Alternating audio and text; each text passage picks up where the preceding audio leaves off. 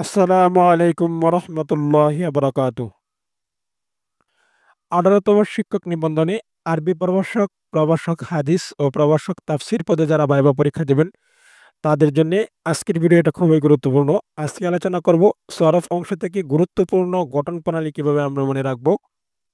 এ বিষয় নিয়ে অনেকগুলো গঠন প্রণালী হওয়ায় সবগুলো গঠন প্রণালী মনে রাখা খুবই কষ্টকর বিষয়। তাই আমরা আজকে একটা টেকনিক শেয়ার করব যার মাধ্যমে খুব সহজেই এই গঠন প্রণালীগুলো মনে রাখতে পারবেন।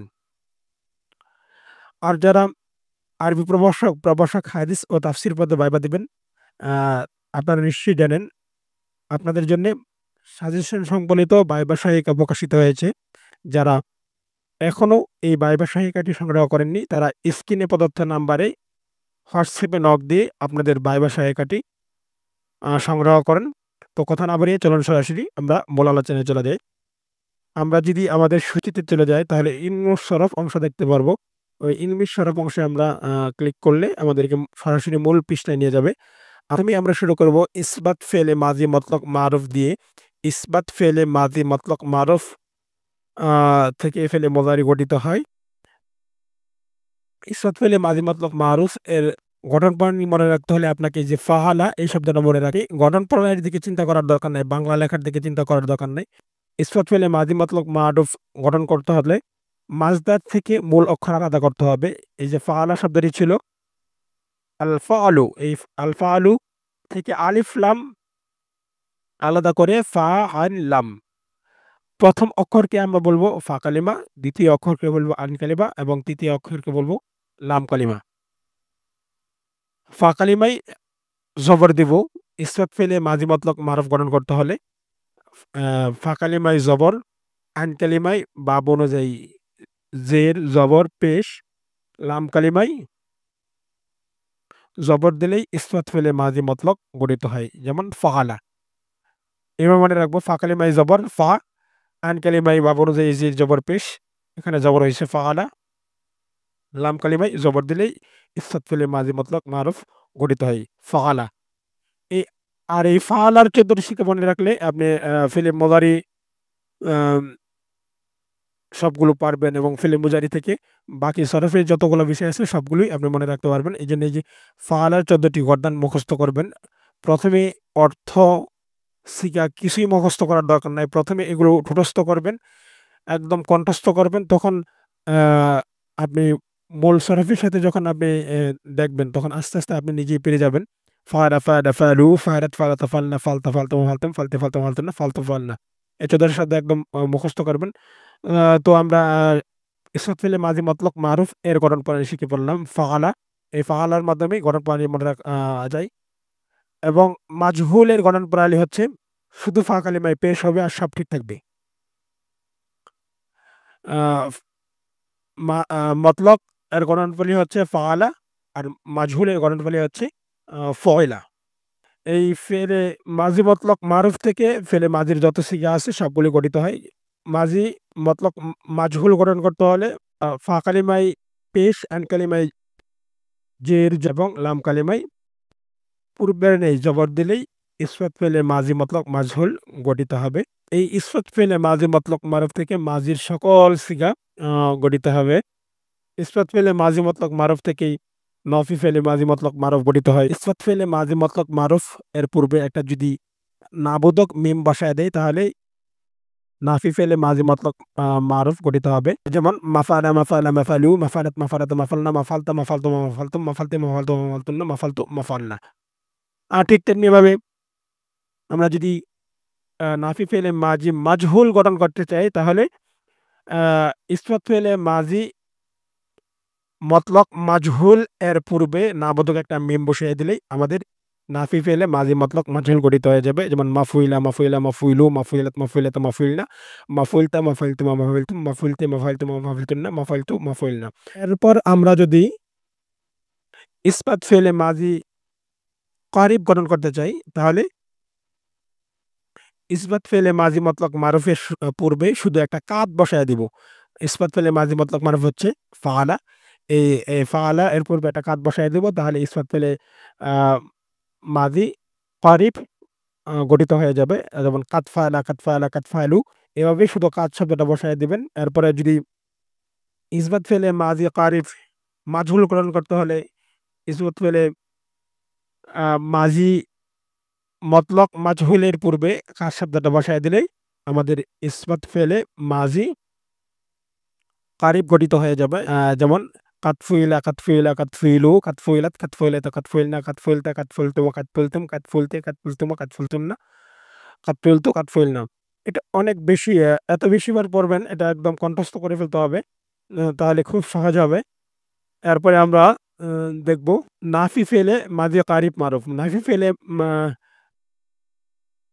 মাজি কারিব মারুফ গঠন করতে হলে নাফি ফেলে মাজি মতলক মারুফের পূর্বে যদি আমরা কাদ শব্দটা বসায় দেই তাহলে নাফি ফেলে মাজি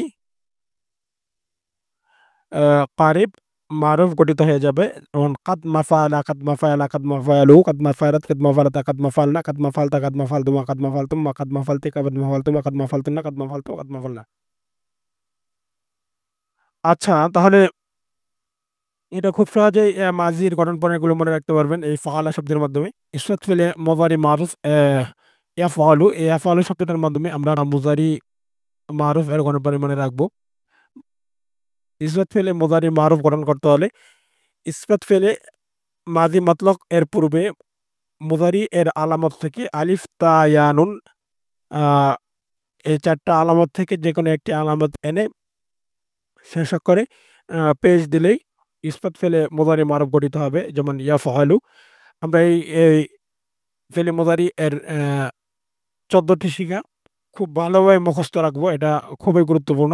শুধু আল ফাআলু মাজদার থেকে না, অন্য মাজদার থেকেও আমরা অনেক বেশি প্র্যাকটিস করব। ইয়াফআলু, ইয়াফআলানা, ইয়াফআলুনা, তাফআলু, তাফআলানা, ইয়াফআলনা, তাফআলু, তাফআলানা, তাফআলুনা, তাফআলিনা, তাফআলানা, তাফআলনা, আফআলুন, আফআলু। আমরা অনেক বেশি প্র্যাকটিস করব এবং অনেক এটা যখন একদম কণ্ঠস্থ হয়ে যাবে তখন আমরা অর্থটা দেখব। তখন খুব সহজেই আমরা এটা মনে রাখতে পারবো। এখন আমরা দেখব আমরি হাজের মারুফ এর গঠন প্রণালী।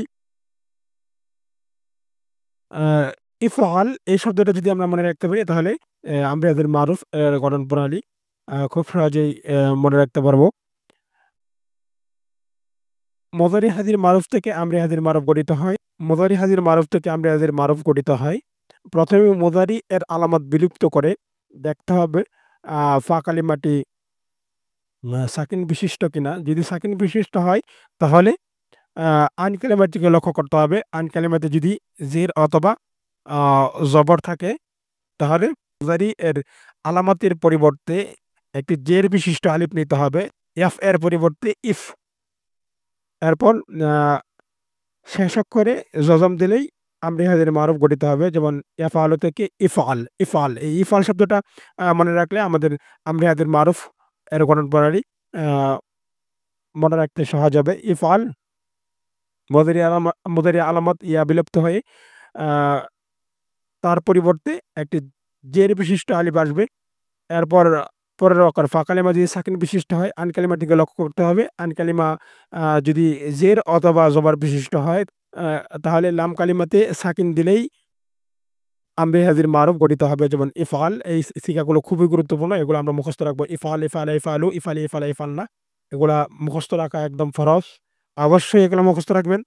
এভাবে আমরা চিন্তা করে আমরি গায়েব মারুফের গঠন প্রণালী করতে পারবো। এরপরে আমরা ইসমে ফাইলের গঠন প্রণালী দেখব। ফেলে মুদারি থেকে ইসমে ফাইল গঠিত হয়। ফাইলুন এই শব্দটা মনে রাখলে আমাদের ইসমে ফাইলের গঠন প্রণালী মুখস্থ হয়ে গেল। প্রথমে আমরা ফেলে মুদারি এর আলামত এটা মূলত ছিল ইয়াফআলু। এই ইয়াফআলু থেকে আমরা ফাইলুন করব। প্রথমে আমরা ফেলে মুদারি এর আলামত বিলুপ্ত করে ফা কালিমায় জবর দেব এবং ফা এবং আন কালিমার মাঝখানে আলিফে ফাইল, আলিফে ফাইল এই যে এটাকে বলা হয় আলিফে ফাইল। ফাইলের পরিচয় বহনকারী আলিফ যোগ করব। তারপর আন কালিমাতে জের দিব এবং লাম কালিমাতে পেশ দিলেই আ ইসমে ফাইলের সিগা গঠিত হবে। যেমন ফাইলুন ইয়াফআলু থেকে ফাইলুন এটি অবশ্য মুখস্থ রাখবেন। ফাইলুন, ফাইলুন, ফাইলুনা, ফাইলাতুন, ফাইলাতুন, ফাইলাতুন একদম কণ্ঠস্থ। এগুলা কণ্ঠস্থ অবশ্যই করতে হবে। অনেক বেশিবার পড়বেন। এরপর আমরা দেখব ইসমে মাফুলের গঠন প্রণালী। ইসমে মাফুল গঠিত হয় ইসফাত ফেলে মুদারি মাজহুল থেকে ফেলে মুজারি মাজহুল হচ্ছে ইফআলু। এই ইফআলু থেকে মাফউল গঠিত হয়। প্রথমেই আমরা ফেলে মুজারি মাজহুলের থেকে মুজারি এর আলামত আমরা বিলুপ্ত করব। এরপর মুজারি এর আলামতের পরিবর্তে আমরা একটা জবরযুক্ত আ মিম নেব। এরপর আমরা আইন কালিমাতে যদি পেশ না থাকে ফা কালিমায়ে সাকিন অবস্থায় থাকবে। আইন কালিমায় যদি পেশ না থাকে আমরা আইন কালিমাতে পেশ দিব এবং লাম কালিমাতে তানবিন দিলেই ইসমে মাফউলের সিগা গঠিত হয়। যেমন মাফউলুন, যেমন ইফআলু থেকে মাফউলুন। আমরা মনে রাখবো আ ফেলে মুদারি মাজহুল থেকে ইসমে মাফউল গঠিত হয়। আর মারুফ থেকে গঠিত হয় ইসমে ফাইল। আ মুজারি এর আলামত বিলুপ্ত করে মুজারি এর আলামতের পরিবর্তে জবরযুক্ত মিম, যেমন এই যে মা। এরপর আ আন কালিমাতে যদি পেশ না থাকে তাহলে আমরা অবশ্যই পেশ দিব এবং লাম কালিমাতে যদি তানবিন দেই তাহলে অবশ্যই আ ইসমে মাফউল গঠিত হয়। এটা অবশ্যই মুখস্থ রাখবেন। মাফউলুন, মাফউলানে, মাফউলুনা। এটা অবশ্যই মুখস্থ রাখবেন। মাফউলুন, মাফউলানে, মাফউলুনা, মাফউলাতুন, মাফউলাতানে, মাফউলাতুন। অবশ্যই এটা মুখস্থ রাখবেন। এরপরে হচ্ছে আ সবচেয়ে গুরুত্বপূর্ণ যেটা সেটা হচ্ছে ইসমে ইলা সুগরা। এটা একইভাবে এইভাবে ইসমে ইলার সিগাগুলো, ইসমে ইলার গঠন প্রণালীগুলো এভাবেই মনে রাখবেন। ইসমাইলা এর ৩ প্রকার, ইসমাইলের প্রকার ৩ টা, এটা আমরা এখানে লিখে দিয়েছি। ইসমাইলা সুগরা, উস্তা, কুবরা। এগুলো ফেলে মুজারি থেকে গঠিত হয়। ফেলে মুজারি এর আলামত বিলুপ্ত করে তৎস্থানে জেরযুক্ত মিম আনতে হবে। এরপর ফা কালিমায় যদি সাকিন বিশিষ্ট হয়, আইন কালিমাতে জবর এবং লাম কালিমাতে পেশ দিলেই আ ইসমে ইলা সুগরার থেকে গঠিত হয়। যেমন মিফআলুন, মিফআলুন, মিফআলানে, মাফাইলুন, মিফআলাতুন, মিফআলাতানে, মাফাইলুন। আ এগুলো অবশ্যই মুখস্থ রাখবেন। তারপরে হচ্ছে ইসমে তাফজিল। আ ইসমে তাফজিল এটা হচ্ছে খুবই গুরুত্বপূর্ণ এবং এটা আ বারবার জিজ্ঞেস করা হয় এর গঠন প্রণালী এবং এর সিগাগুলো বলতে বলা হয়। এগুলো আপনারা একাধিক মাসদার থেকে প্র্যাকটিস করবেন। খুব বেশি এখানে দেওয়া হয় নাই এবং এগুলোই এখান থেকেই প্রশ্ন করা হবে। এর বাইরে আ ইনশাআল্লাহ প্রশ্ন করবে না। এরপর হচ্ছে ইসমে তাফজিলের গণনপ্রণালী মনে রাখবো আমরা। ইসমে তাফজিল ফেলে মুজারি থেকেই গঠিত হয়। মুজারি মারুফ থেকে গঠিত হয়। আ আফআলু শব্দটা যদি মনে রাখতে পারি তাহলে আমাদের ইসমে তাফজিলের আ গণনপ্রণালী অবশ্যই মনে থাকবে। আফআলু প্রথমেই ফেলে মুজারি এর আলামত ইয়াফআলু থেকে ফেলে মুজারি এর আলামত ইয়া বিলুপ্ত করে তজ স্থানে একটা আ হরকতযুক্ত হামজা নিতে হবে, আলিফ নিতে হবে। এরপরে ফা কালিমায় জজম, আইন কালিমায় জবর এবং লাম কালিমায় পেশ দিলেই ইসমে তাফজিলের সিগা গঠিত হয়। আফআলু, আফআলানে, আফআলুনা, আফাইলু, ফুলা, ফুলায়ানে, ফুলায়াতুন। এ তারপরে হচ্ছে ঠিক তেমনিভাবে ইসমে জরাফির সিগা ফেলে মুজারির আলামত বিলুপ্ত করে তৎস্থানে জবরযুক্ত একটা মিম নিতে হবে। ফা কালিমায় সাকিন এবং আইন কালিমায় জবর, লাম কালিমায় তানবিন করলেই আ ইসমে জরফ এর সিগা গঠিত হয়। ইসমে জরফের সিগা ৩ টা অবশ্যই মুখস্থ রাখবেন। মাফআলুন, মাফআলানে, মাফাইলুন। তো এভাবে খুব সহজেই আ ইলমে সরফের সকল গঠন প্রণালীগুলো মুখস্থ রাখা যায়। তো আপনারা আমাদের বায়বা সহায়িকা থেকে সবগুলো যদি মুখস্থ করা সম্ভব না হয়, আমাদের বায়বা সহায়িকাতে যেগুলো দেওয়া আছে এগুলো খুব ভালোভাবে এবং আ আয়ত্ত করবেন। আশা করি আপনাদের আরবি প্রভাষক হওয়ার স্বপ্ন পূরণ হবে। তো আজকের মতো এ পর্যন্তই। আবার কথা হবে নতুন কোনো পর্বে। সে পর্যন্ত সকলে ভালো থাকবেন, সুস্থ থাকবেন। আসসালামু আলাইকুম ওয়া রাহমাতুল্লাহি ওয়া বারাকাতুহু।